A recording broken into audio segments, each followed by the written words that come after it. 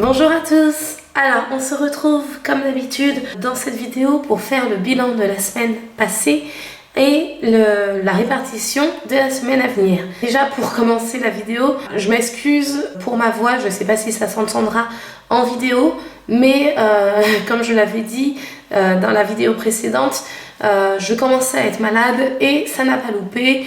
Instinction de voix presque, là ça commence à aller un peu mieux, je ne vous le cache pas.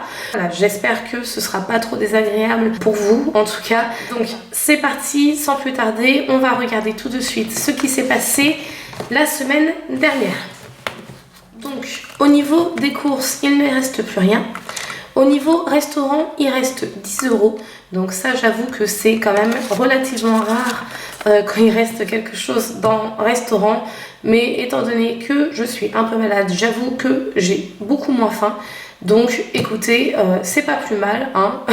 Voilà, ça fait quand même 10 € d'économiser pour la semaine.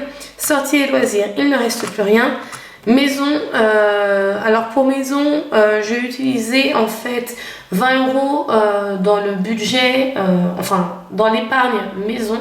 Je crois que c'était pour acheter un pot de peinture, si je dis pas de bêtises, parce que pour celles et ceux qui nous rejoignent, voilà, mon mari et moi-même, on est dans une maison qui date des années 80 et qu'on essaye de rénover, voilà, petit à petit. Et là on a fini les grosses rénovations, il nous reste juste tout ce qui est peinture, bon, la pose de sol on a fini entièrement, voilà, tout ce qui va être entre guillemets petits travaux ou finition. Donc voilà à quoi nous ont servi les 20 € de l'enveloppe maison.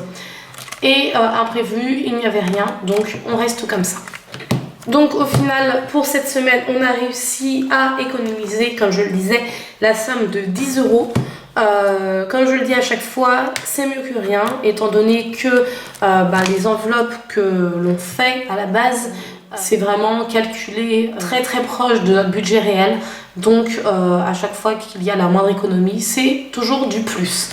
Alors, je ne vous cache pas que comme d'hab, je ne prépare pas du tout mes vidéos.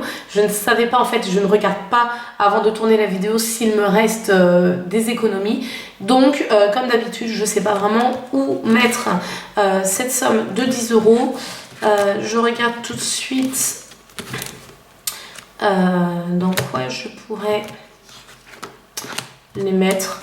Je sais pas si je mets dans maison ou anniversaire, parce que concrètement, voilà, 10 € c'est pas une grosse somme, même si c'est mieux que rien, hein, encore une fois.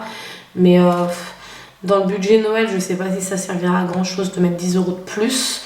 Dans les soldes, étant donné que c'est une enveloppe que l'on divise par deux, grosso modo, étant donné que c'est notre budget commun, 10 € divisé par 2, ça sert pas à grand chose.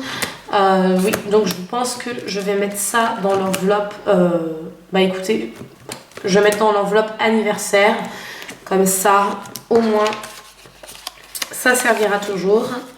Et je vais tout de suite rajouter, comme vous pouvez le voir, pour une fois j'ai pas oublié mon stylo, donc je vais tout de suite pouvoir rajouter les 10 €. Donc nous sommes en novembre 2021 et ça nous fait un budget de 60 € dans l'enveloppe anniversaire. Et donc on va tout de suite faire la répartition de la semaine à venir. Alors, ah oui, petite parenthèse, donc comme vous l'aurez peut-être constaté, je n'ai pas du tout fait le bilan de mon classeur personnel, étant donné que comme d'habitude je n'y ai pas touché. Voilà, j'évite vraiment d'y toucher, j'y touche vraiment de façon très très occasionnelle. Donc voilà pourquoi je ne vous parlerai pas de mon budget personnel. Donc dans le budget course, comme d'habitude, on va mettre la somme de 50 €.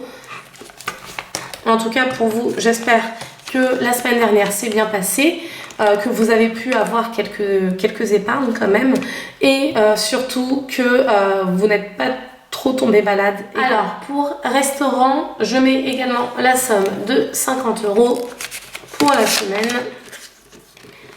Et en faisant la répartition de la semaine, je me rends compte que je crois que c'est l'avant-dernière semaine parce que je crois qu'il reste qu'un billet à chaque enveloppe. Alors, dans sorties et loisirs, comme d'habitude, ça va être la somme de 20 €. Et bah écoutez, on a fait le tour. Dans maison et imprévu, comme d'hab, je ne vais rien mettre.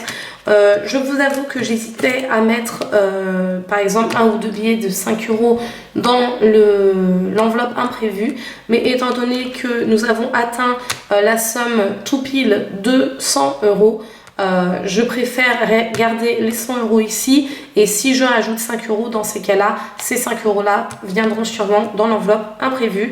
Comme ça, au moins, quoi qu'il arrive, on sait qu'on a toujours 100 € de côté.